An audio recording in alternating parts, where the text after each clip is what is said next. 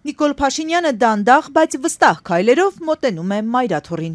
Մենք շարունակելու ենք մեր աղոթքները Հովհաննավանքում, հետո նաև մայրաթոռում։ Վեհափառին գահից իջեցնելուց առաջ, թե հետո է աղոթելու, վարչապետը առայժմ չի հստակեցնում։ Նրա սոցցանցային ուղիղ եթերի առիթը Էջմիածնի երեկվա հաղորդագրություններ։ Այստեղ մայրաթոռը կարգալույց քահանայի ծեսը Հովանավանքում Փաշինյանի ու նրա աջակիցների համար անվանում է սրբապիղծ բեմականացում, մեջբերում։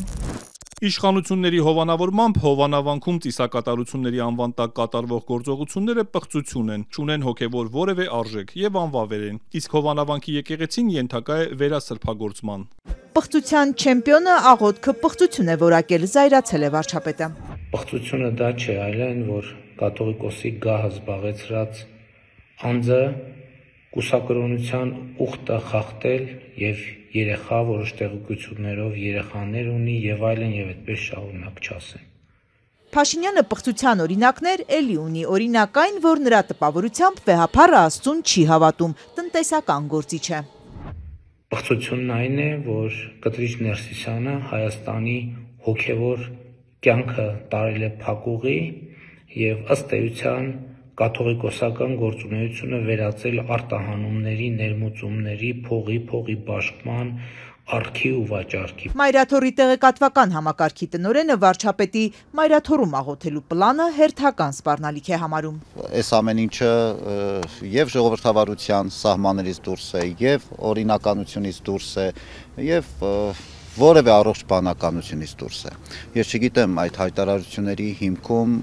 կամ այդ հայտարարությունները իրենց հոգևոր զգացումների եւ ապրումների մեջ ինչպես են հիմնավորվում, բայց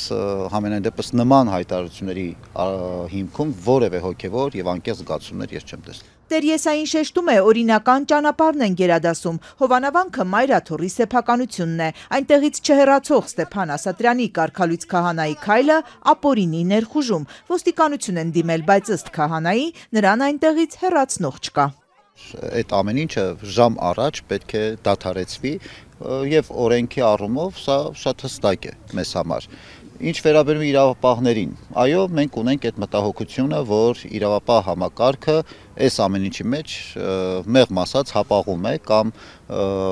անգործության է մատնված։ Սովորաբար ոստիկանությունն արագ է գործում, ինչու են այս դեպքում անգործության մատնվել, տարակուսում է քահանան։ Հովանավանքն այժմ կարգալույց քահանայի տիրապետության տակ է, ըստ մայրաթոռի բռնազավթված, այստեղ մուտք չունեն վանքի մյուս հոգևոր սպասավորները։ Էջմիածնից պնդում են Հովանավանքում կարգալույց քահանայի ձեռամբ կատարվող կնունքն ու պսակը հոգևոր արժեք չունեն, անվավեր են։ Եթե մարդը այնտեղ պսակադրվում է եւ կամ մկրտվում է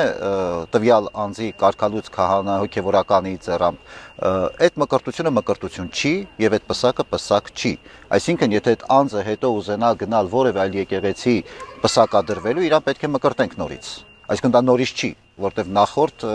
կատարած ծեսը անվավեր է։ Խնդիր կա, կեղտ կա, մեղք կա։ Նախկին քահանան օրեր առաջ, երբ վանքի տարածքից դուրս էր անում Արագածոտնի թեմի հոգևորականներին, որ եկել էին ծանուցելու, որ պիտի հանձնի բանալիները, մի արտահայտություն արեց, որը սակայն աննկատ մնաց։ Կարգապահական մարմինը ոչ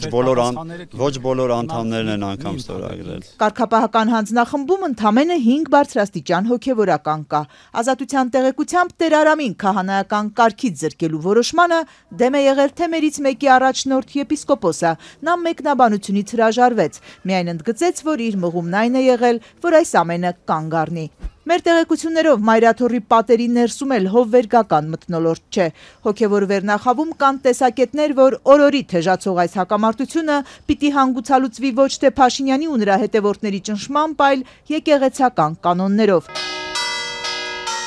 Եկող շաբաթ Էջմիածնում Գերագույն հոգևոր խորհրդի ժողով է հրավիրվելու, ինչ օրակարգով հայտնի չէ։ Հոգևոր խորհուրդն է եկեղեցական իշխանության գործադիր բարձրագույն մարմինը։ Մայրաթոռից այսօր միայն մեկ հայտարարություն է հնչել կաթողիկոսի օծման ու գահակալության 26-րդ տարեդարձի առթիվ պատարակ ու հայրապետական մաղթանք կլինի, երկրպագության համար մասունք դուրս կբերվի այս կիրակի։ Ահա, պարոն վարչապետ, Նույն օրը Հովանավանքում կարգալույց քահանան նորից խորան կբարձրանա, նորից Նիկոլ Փաշինյանի ու նրա թիմակիցների առջև։ Ստեփան Ասատրյանը, նախկին տերարամ քահանան, լրագրողների հետ շփումներում մի քանի անգամ ճիշտ չի խոսել։ Վերջին օրերին էլ համառ հարցերին ի պատասխան ուղիղ չի ասում փոխել է վանքի բանալիները դրան փականը, թե ոչ։ Գերադասում է այս պարզ տեղեկությունը ծածկել մարդկանց սրտի փականներից խոսելով։